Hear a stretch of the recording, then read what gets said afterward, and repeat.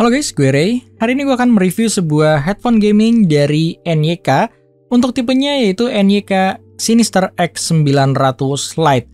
Dari namanya ini cukup panjang ya, jadi gue singkat NYK X900 saja. Dan untuk harganya dia dijual di harga 300.000. Kalau kalian berminat, linknya udah gue taruh di deskripsi di bawah. Seperti yang gue bilang, dia merupakan headphone gaming Bluetooth. Jadi dia akan lebih concern ke koneksi Bluetooth-nya. Meskipun NYK ini tetap 2-in-1, dia tetap bisa menggunakan koneksi auxiliary-nya, tapi kalau gua rasa ketika gue menggunakan koneksi Bluetooth-nya, gue udah hampir nggak pernah menggunakan koneksi auxiliary-nya. Ditambah ada kekurangan juga ketika gue menggunakan koneksi auxiliary tersebut. Jadi kalau kalian memang pengen mencari sebuah Bluetooth headphone untuk gaming, kalian nonton aja review ini, karena barangkali aja headphone ini tuh akan cocok buat kalian. Jadi langsung aja kita bahas, dan seperti biasa gue akan bahas dari build quality dan desainnya terlebih dahulu. Ketika kalian ngomongin sisi desain itu masalah subjektif. Kalau buat gue, untuk sebuah headphone gaming memang ini punya desain yang terlalu sleek ya. Jadi dalam artian ini tuh terlalu sopan karena untuk seluruh warnanya dia punya warna hitam dengan ada aksen chrome di bagian dalam kiri kanannya ini, yang gue rasa ini malah lebih terlihat seperti headphone fancy gitu ya dibandingkan headphone gaming. Jadi ya ini headphone gaming yang nggak gaming banget secara desain. Tapi kalau kalian ngomongin build quality, gua rasa di sini udah cukup oke untuk harga yang ditawarkan.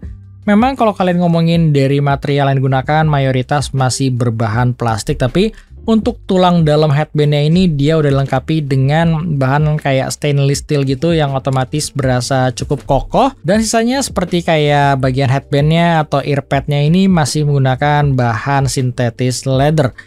Untuk fittingnya, kalau buat gue di sini cukup nyaman meskipun dia bukanlah yang terbaik. Ada kekurangan yang pertama adalah dia tuh aksis dari ear cup-nya ini tuh nggak bisa terlalu banyak bermain ya. Jadi dia hanya ada bergerak sedikit, tapi untungnya ketika gue pakai dia tuh cukup pas bisa mesil telinga gue dan nggak ada berasa tekanan yang mengganggu. Jadi ketika gue pakai 2 jam kemarin buat main game, gue sih nggak merasakan hal yang mengganggu sama sekali dari sisi fittingnya, tapi balik lagi itu tergantung kepala dan ukuran telinga kalian. Terus untuk klemnya sendiri gue rasa ini nggak kenceng, dalam artian ini masih sangat enak. Dan untuk earpadnya sendiri dia bukanlah yang terempuk, tapi dia mempunyai kategori yang mungkin gue rasa medium ya, jadi gue rasa ini udah cukup pas. Untuk tipenya dia tuh close back, jadi dalam artian dia harusnya bisa ngesil suara di sekitar kalian dengan cukup baik. Meskipun dalam pengalaman gue ya kalau kayak noise suara AC gitu agak sedikit masih tembus. Jadi dia bener-bener bukan yang kedap banget, tapi otomatis dia kayak meredi sekitar 60-70% suara di sekitar gue. Dan untuk layoutnya dia ada tulisan Nemesis NYK di bagian sisi kiri kanan dari headphone ini. Dan untuk adjustable-nya tinggal kalian tarik aja seperti ini. Dan dia juga udah punya desain foldable, jadi dia bisa dilipat seperti ini. Kalau kalian pengen bawa headphone ini buat traveling, ini cukup simple. Terus untuk pengoperasiannya semuanya ada di sisi kiri dari headphone ini. Let's say dia ada 4 buah tombol di bagian kiri sini. Yang paling atas adalah tombol on off.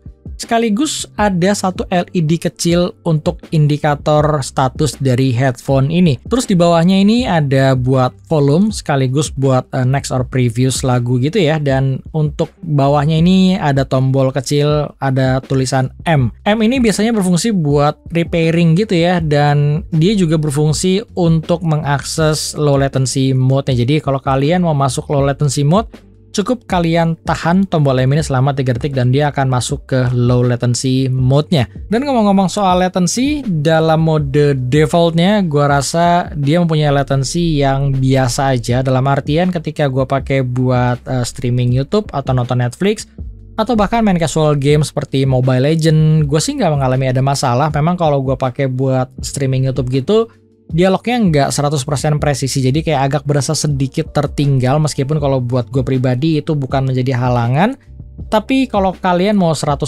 nyaman, kalian harus masuk ke low latency mode yang buat gue itu mendongkrak secara latency cukup signifikan ya. Jadi buat nonton YouTube atau nonton film gitu, dia sama sekali nggak berasa latency dari dialog tersebut. Apalagi kalau kalian para kompetitif gaming seperti COD Mobile atau bahkan kalian main CS di PC dan lain sebagainya, kalian wajib banget menggunakan low latency mode-nya. Kalau buat gue, low latency mode-nya itu udah sangat proper buat sebuah headphone gaming atau misalkan TWS gaming, dan itu udah sesuai standar dengan apa yang biasa gue review buat sebuah headphone gaming. Jadi latensinya udah cukup bagus, ditambah dia tuh ada built-in microphone nya. Jadi kalian bisa mengaktifkan built-in microphone itu di mode Bluetooth-nya, karena ketika kalian menggunakan mode auxiliary-nya seperti yang gua coba, built-in microphone itu nggak bisa jalan. Jadi ketika gua cobain menggunakan auxiliary dan gua WhatsApp call gitu, dia tuh nggak bisa jalan ya. Jadi suara gua nggak bisa terdengar di lawan bicara gua. Apakah itu dari gua yang salah atau memang NYK ini nggak mensupport built-in microphone-nya itu hidup ketika mode auxiliary-nya? Jadi ya kalau gua sih 90% pastinya menggunakan headphone ini di mode Bluetooth-nya, karena gue sendiri udah nggak ngerasa mode auxiliary-nya tersebut perlu ya, karena latensinya udah sangat proper, yang kurang lebih kualitas built-in microphone dan latensinya seperti ini. People walking in trying to spend money and companies desperately scrambling over each other to try and separate you from your money so that they get it and others don't. Now personally I think this is fine. You have vendors spending a lot of money so that they can sell you products that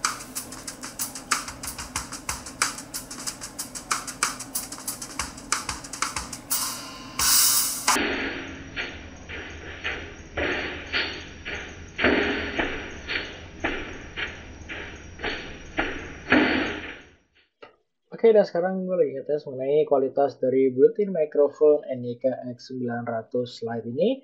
Menurut kalian, silahkan kalian nilai sendiri mengenai kualitas mikrofonnya. Seperti biasa ya, ruangan gue ini penuh dengan suara AC, suara fan dari PC, dari lighting gue. Kira-kira kalian bisa mendengar nggak sih suara background noise di sekitar gue ini? Oke, paling segitu aja ya mengenai kualitas dari mikrofonnya, dan sekarang kita lanjut lagi ke reviewnya. Oke, selanjutnya kalau ngomongin baterai, untuk charging portnya dia pastinya udah menggunakan charging port USB Type-C. Yang kedua adalah kapasitas baterainya 1000 mAh, yang dalam pengalaman gue memang nggak pernah ngetes mikrofon ini dari full sampai habis karena itu bakalan lama banget. Jadi kemarin sekitar 2 jam nonstop pemakaian gue aja, dia hanya berkurang sekitar 10%.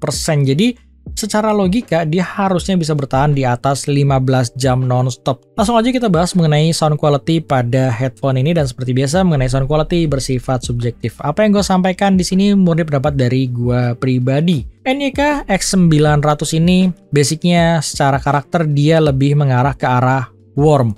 Untuk treble-nya atau untuk high frekuensinya, gue rasa dia tuh tipikal high frekuensi yang smooth. Dia nggak akan berasa tajam, nggak akan berasa harsh gitu atau sibilance gitu. Kalau buat gue, dia berasa cukup smooth dan nyaman gue gunakan dalam jangka panjang.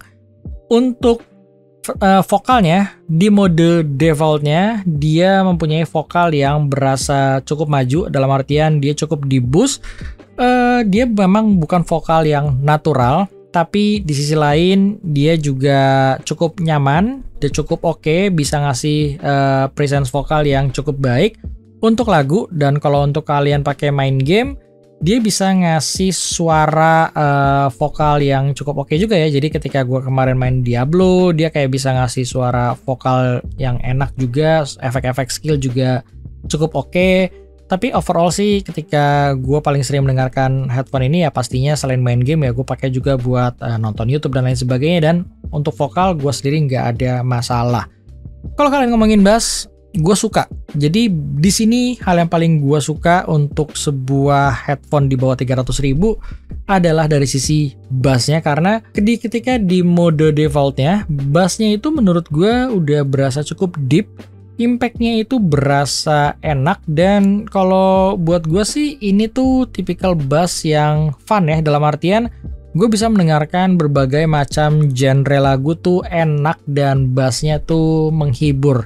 Apalagi ketika gue pakai buat main game seperti CS, atau misalkan gue pakai main game seperti COD Mobile, Di sini kayak dentuman granat dan lain sebagainya itu berasa impact-nya tuh enak. Jadi intinya mode default itu dalam artian mode non low latency-nya. Jadi ketika gue masuk ke mode low latency-nya, dia mempunyai suara yang nge-boost sisi bass-nya. Jadi bass-nya itu benar-benar lebih besar secara kuantitas. Tapi untuk mid-nya yang tadinya berasa di boost, dia malah berasa diturunkan. Jadi lebih di belakang untuk suara vokalnya. Jadi bass-nya lah yang lebih dominan. Apakah itu hal yang buruk? Gue bilang enggak juga, karena basicnya tergantung apa yang sedang gue gunakan dan gue dengerin. Jadi kesimpulannya, kalau buat gue secara suara dia udah proper buat harga yang ditawarkan. Secara build quality gue bisa bilang ini masuk ke dalam kategori yang ya rata-rata lah bisa gue bilang.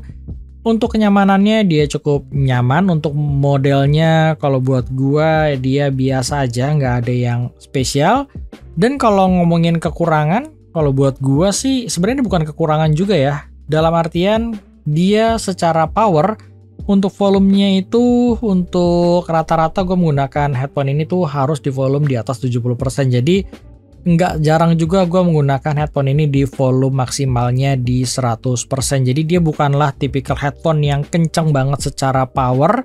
Tapi di sisi lain gue juga nggak merasa headphone ini kekurangan power. Jadi di 100% di volume maksimalnya memang adalah batas limit gue bisa mendengarkan headphone ini secara nyaman untuk volume terkencang. Jadi di atas itu juga gue rasa gue udah nggak membutuhkan suara yang lebih kencang daripada volume 100%. Tapi untuk headroomnya gue rasa dia udah nggak ada headroom lagi ya. Karena bagi kalian yang memang mungkin bisa bertahan lebih kencang lagi, ya udah nggak bisa karena maksimalnya ada 100%. Jadi secara power dia memang agak sedikit di bawah rata-rata headphone Bluetooth yang pernah gua coba. Tapi di sisi lain ya dia bukanlah headphone Bluetooth yang underpower juga. Itu aja yang bisa gua share dari NYK X900 Lite ini. Sekali lagi kalau kalian berminat, linknya udah gua taruh di deskripsi di bawah. Thank you bagi kalian nonton dan sampai ketemu di review gua selanjutnya.